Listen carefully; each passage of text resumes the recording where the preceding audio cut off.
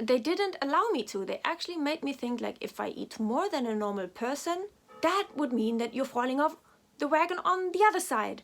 And that would be binge eating. And that is like abnormal. And that like all of these fears were kept alive. And that is what made me stay in the eating disorder for 18 years. And that is tragic.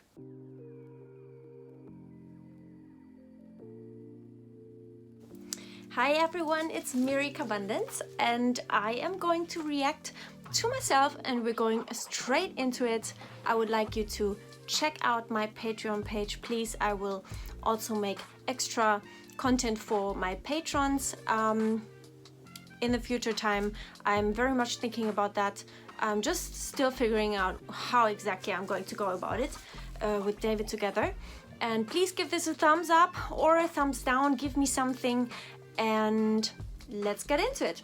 So this is me 1 year ago with half of the mindset that I have now about eating disorder recovery, but half of it not. I could still not get my mind around the fact that you cannot restrict in any way, shape or form, and be it ethical or not, and be it conscious or unconscious, and so be it calories or be it types of foods and whatnot.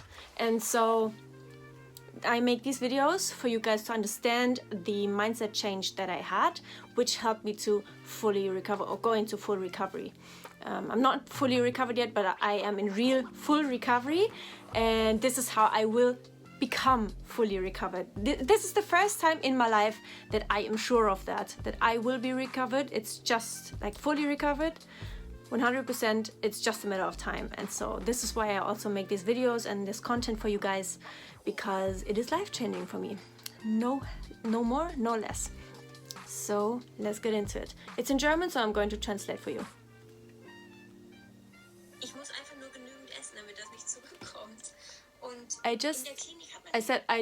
I'm gonna make it louder. I just have to eat enough so it doesn't come back, like the anorexia doesn't come back. Because of my parasite issue, the anorexia got hold of me again. The anorexic genetics, or anorexia genetics, they were activated. That's how the migration theory goes. And also with animals, that is the case. So we are not special as humans. That is just a normal survival mechanism. And yeah, so the consequence of this for me, the conclusion was, well, I just have to eat enough.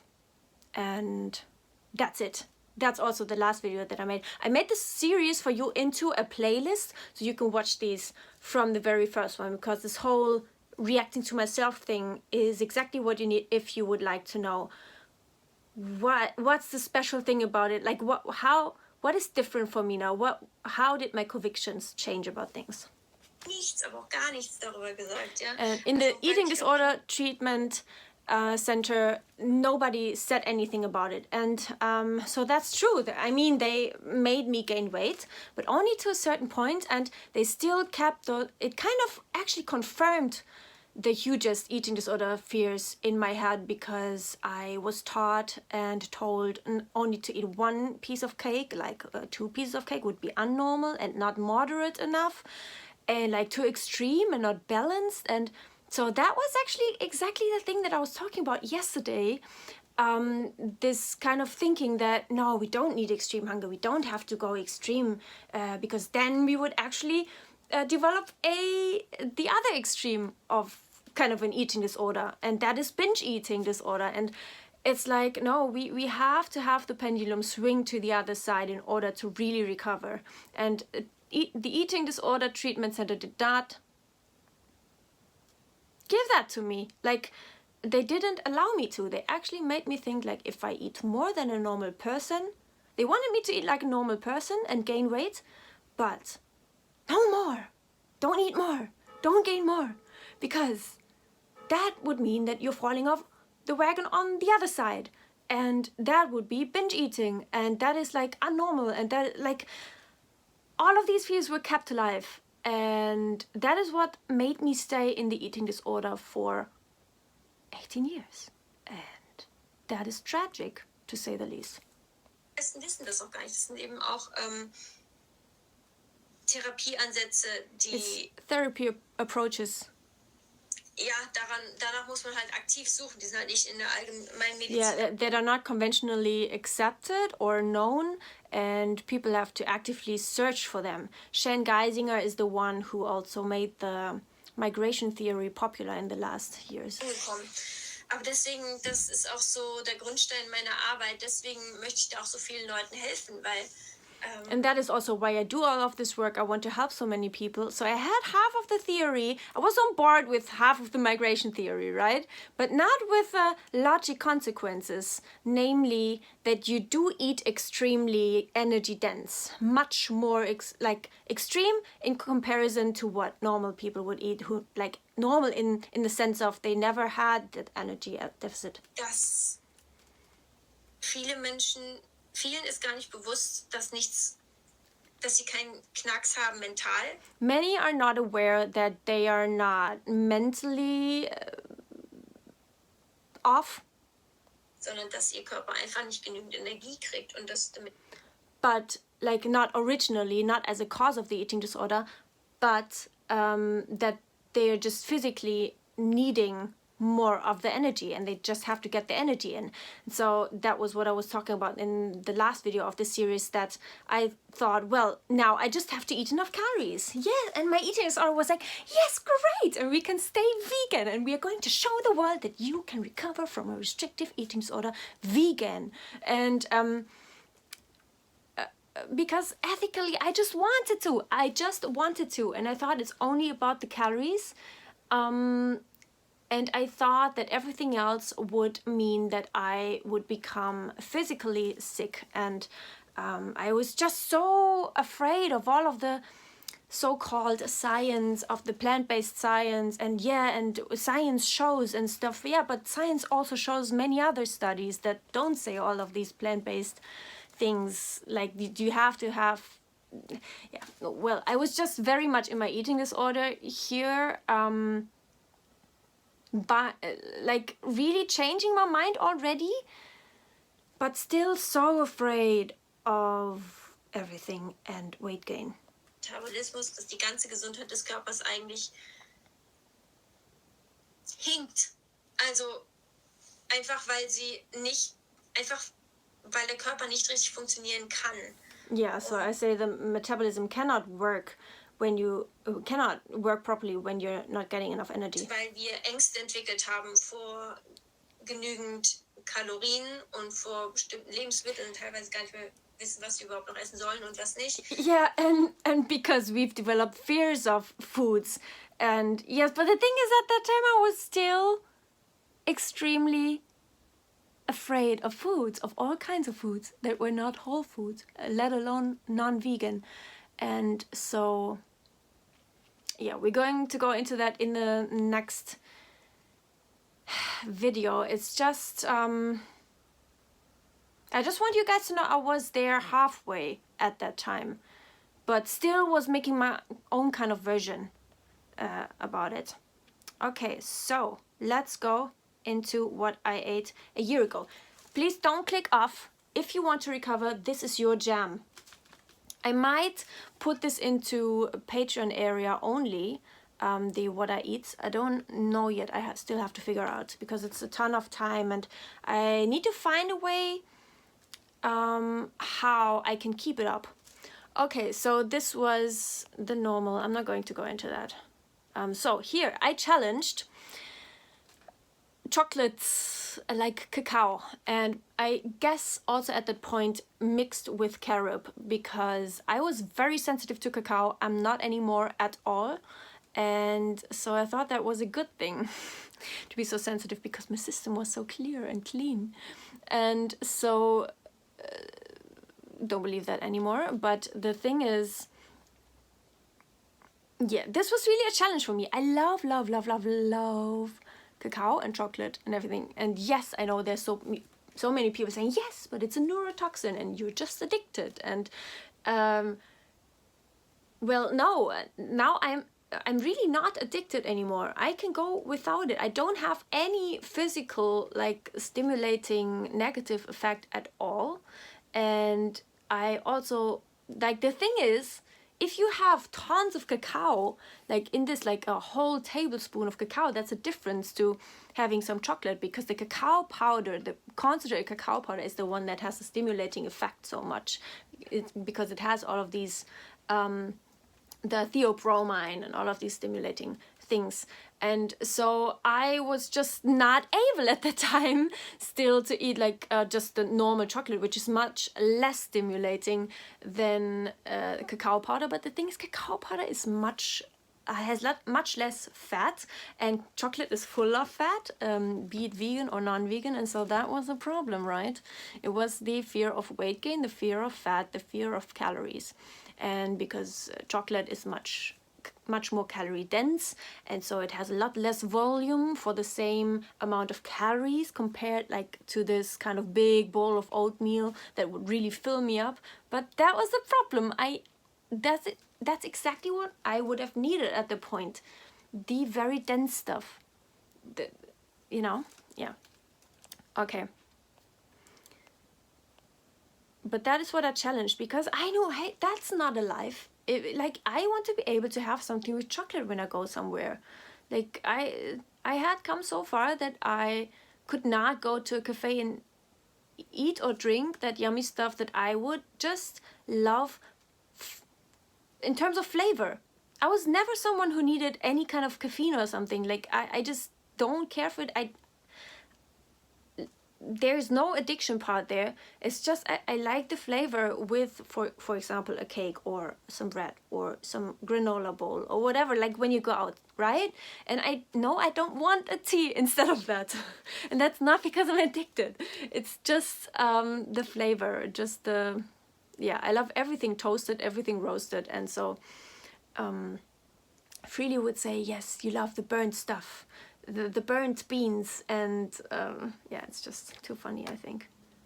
Is this better? I don't know. Maybe it's better. Okay. With yogurt, oh, look at that cute little yogurt. It's not much. And you bet that I weighed that yogurt. And so also the oatmeal, the oats, they were all weighed. I do not weigh anything anymore, and that is the only thing to really recover, because by weighing things, you're still teaching your brain that is important in order to keep the control, that the calories are important. We cannot eat too much. You teach your brain that too many calories are a bad thing, and that we need to have the control, and that it's a bad thing to have more calories, or to not know how many calories you're eating. And that is a problem, because that's how you will stay in the eating disorder as long as you don't change anything about that. We need to do the things that teach our brain the opposite. We need to teach our brain that calories don't matter. And there's also yogurt in the fruit, which is also, like you can see, I'm making my steps here. This is the lunch, like in comparison to the first breakfast in January. And you will also see, like in the future, there will be walnuts in the ice cream, like nuts. They were a fear of mine. You can see this has a greenish tint, and I guess it's like either it's stinging nettles or kale or spinach, but it looks like stinging nettles, the color, because we have them around the corner here. And don't worry, they are clean. But the thing is, like, why? I had the feeling to healthify it. And I also went through phases, and they are going to come in this year. Throughout what I ate a year ago, I had phases where I juiced stinging nettles, and because of the minerals, and it's a superfood, and it's like the most mineral rich supplement you could actually have, and the most powerful and mineral rich and antioxidant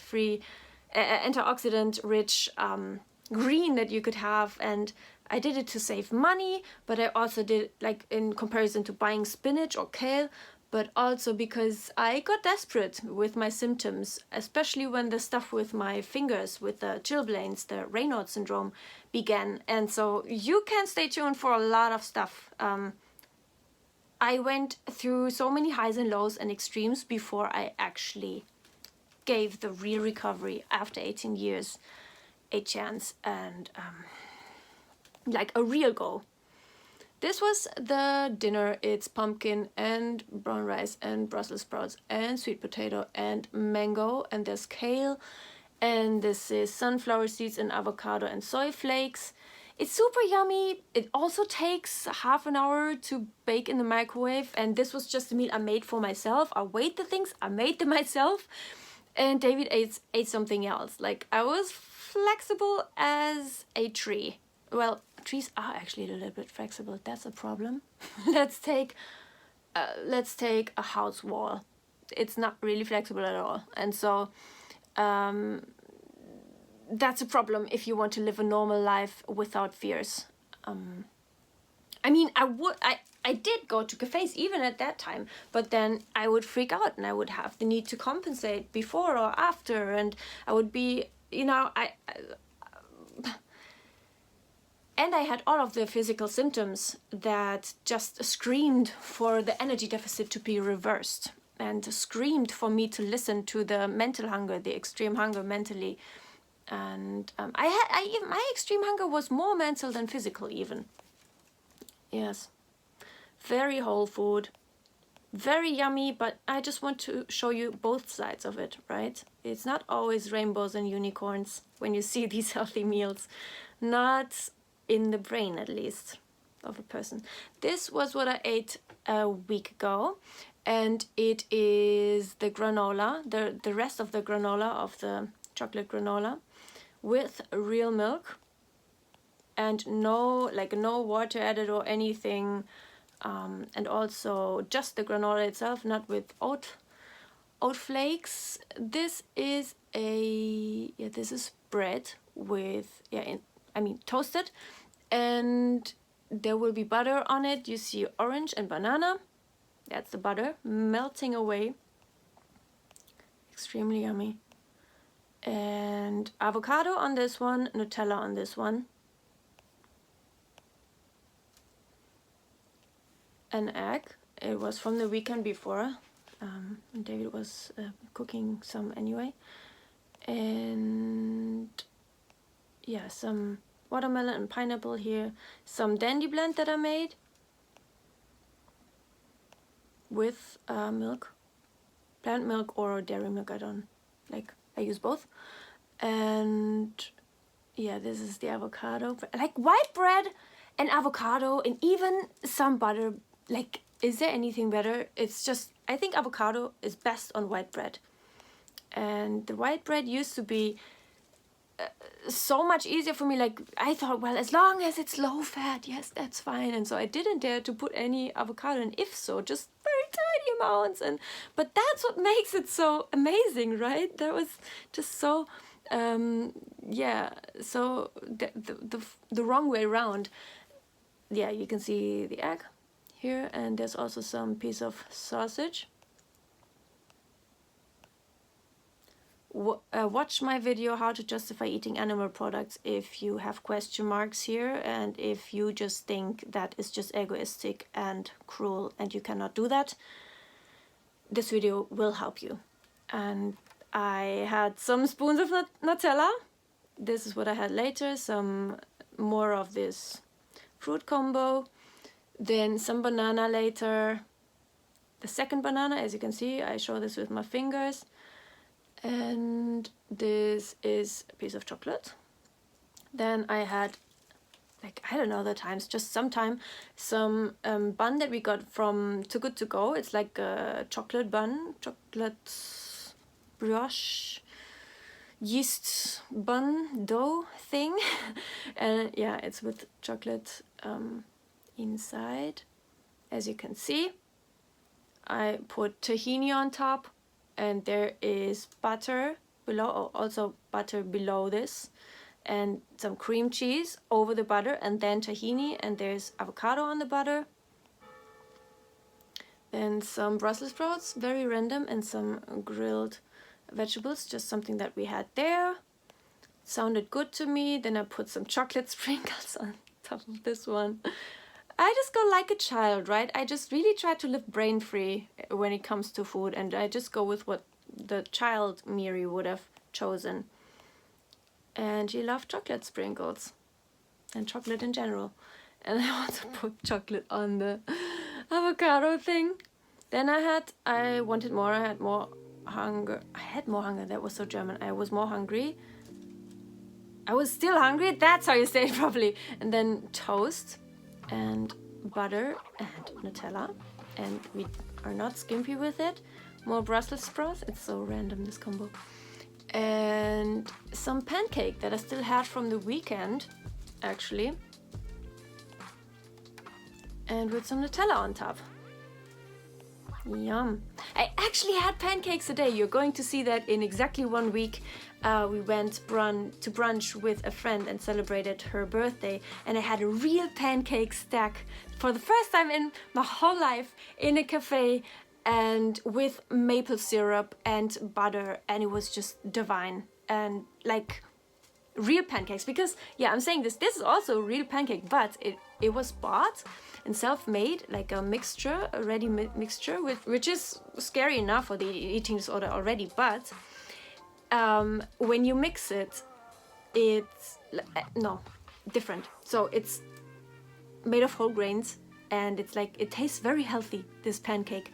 It's organic also, and not very sweet. It is with chocolate pieces, but it's like you don't really taste the chocolate. It's like, it tastes too healthy for a pancake, actually. That's what I thought there. And so when I saw the pancakes on the menu today with the brunch, I was like, I need those in my life, and I need to taste these when they're not healthy at all, right? And I'm a pancake girl now, I tell you. So yeah, some pineapple. Later, I didn't have them all. It was just some of those, just for a snack. And oh yeah, actually this much.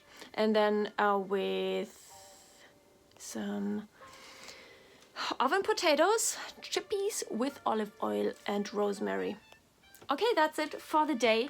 I hope you enjoyed it. Let me know in the comments what you want to see. I tailor these videos to you, and I see you next video. And don't forget the thumbs up. Bye.